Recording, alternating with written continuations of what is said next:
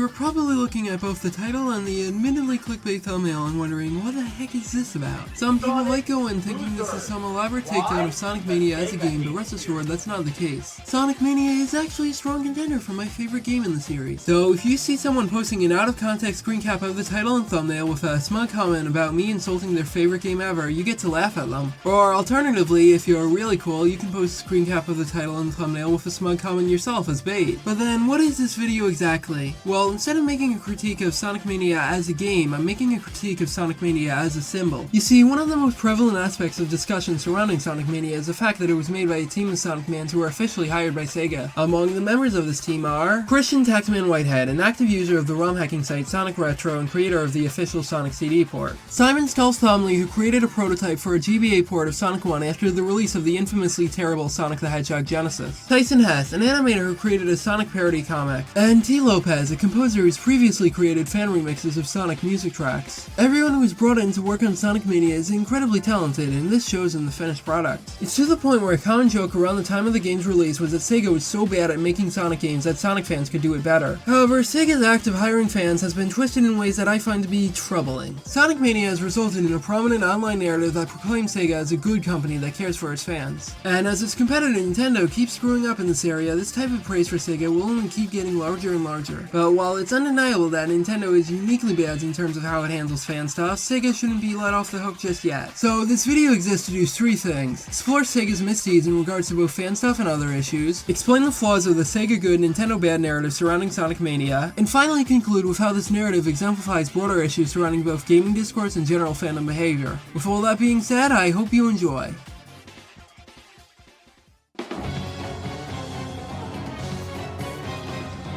Let's start with something simple. Sega isn't exactly free from guilt when it comes to fan stuff. There is plenty of cases where Sega has put over fan works in one way or another. For starters, Sega has a history of using stolen fan art. Most infamously, the official release of Sonic and Sega All-Stars Racing accidentally used fan art that was later patched out in favor of an official render on every version except for the Wii. But this isn't an isolated case, as over a decade later, the official Sonic Twitter account would use a respreaded version of Starlight Zone in one of its posts without crediting the original creator. And unlike the previous instance, Sega has not rectified this error, as the post in question is still up with no credit, even after several people in the replies pointed Sega's stuff out. These two cases are admittedly tame though, but what isn't tame is Sega's cartoonishly over-the-top handling of copyright in 2012. During this time, Sega would issue DMC takedowns to basically any YouTuber making a video on the strategy RPG Shining Force 3, even causing some channels to get completely erased. Sega's reason for doing so is complicated and requires a lot of background on the Shining Force franchise, which is why I'd recommend this video to anyone who wants more information on the subject. But regardless of the motive, this is still an incredibly scummy thing to do. In fact, there's plenty of channels that are still down to this day because of the whole ordeal. Last but certainly not least is the time where the developers of an emulator tried to approach Sega to help them release classic games on mobile. And in response, Sega demanded for the emulator to be relicensed in such a way that it would strip the developers of their rights and not even give them any credit. Needless to say, the two parties didn't work together, and the mobile port Sega went with had significant performance issues, just like a stick of dynamite blowing up in Wile E. Coyote's face. Now, this might be a bit of a tangent, but I feel obligated to mention that RetroArch, the emulator in question, is one that's fairly controversial. Among other things, the lead developer has frequently engaged in acts of bigotry and harassment towards other emulation developers, most notably the late Nier. Please avoid RetroArch like the plague and use alternative emulators instead. However, in spite of the frankly repugnant stuff surrounding RetroArch, Sega's attempt to take it over is still worth mentioning for two reasons. One, it happened before RetroArch's misdealings were widely known, so it clearly wasn't motivated by morality. And two, it sets a scary precedent, as there's nothing stopping Sega from trying to engage in similar behavior with another emulator. So with these cases of Sega messing with fan stuff as well as plenty of other ones I didn't get the chance to fit in, the Nintendo bad, Sega good narrative falls apart. This isn't to say that Nintendo isn't worse in this specific aspect, as it clearly is. But if you want to criticize Nintendo for DMCing fan games and being anti-emulation, then maybe it's not the best idea to praise a company that has DMC'd fan videos and tried to take the rights to an emulator. Something else that's important to note is that even if Sega never had a single negative interaction with a fan project in its entire existence, there's still a bunch of other scummy stuff surrounding it. Several PC releases of Sega games have used anti-consumer DRM, most notably Sonic Mania at one point. The Super Monaco GP arcade game had an FTC complaint filed because it ran the risk of promoting cigarettes to children. Aliens Colonial Marines is a game where listing all the controversies surrounding it would add an extra hour to this video's runtime. And if we're counting companies Sega owns, Atlus's games are infamous for having both shady DLC practices plus bigoted, incest, or otherwise disgusting content. It's not a matter of one company being good and another one being bad, it's a matter of the fundamental system that these companies operate under being bad. Under capitalism, companies are obviously going to do what they perceive as the most profitable course of action. And it just so happens that the most profitable course of action often involves fucking people over. The companies in question are not actively going out of their way to fuck people over for no reason. They're fucking people over because that's the course of action that capitalism is guiding them towards. Likewise, the comparatively rarer cases of companies doing good are not done for altruistic reasons. They're done because the companies in question perceive the benefits of these actions as outweighing the costs. For example, Sonic Mania wasn't made because Sega cared about the fans or wanted to give smaller developers an opportunity of a lifetime. It was made because Sega saw it as something that could sell well and potentially earn some good PR along the way. Konami once held a fan game contest where the winner would be allowed to make an official game in a similar manner to Sonic Mania, and I shouldn't have to explain why Konami isn't exactly the most altruistic company. But if you need further convincing, there's one teeny tiny detail that I haven't mentioned until now.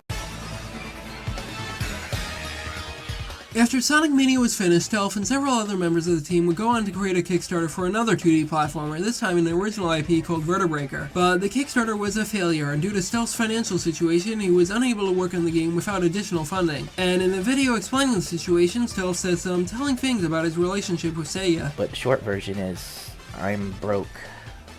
I know this doesn't apply to everybody, but there are a lot of people who don't understand contract work. I've seen plenty of snide comments about how I should have, and this is a quote, millions of dollars after working on Sonic Mania. That's probably based largely on the number of copies sold, but the thing is, I don't get any of that money. What I got paid was for development milestones, which aren't regularly occurring payments, but are fixed amounts that are only paid out when overall development of the game reaches a certain point. When the game's finished, that was my last payment.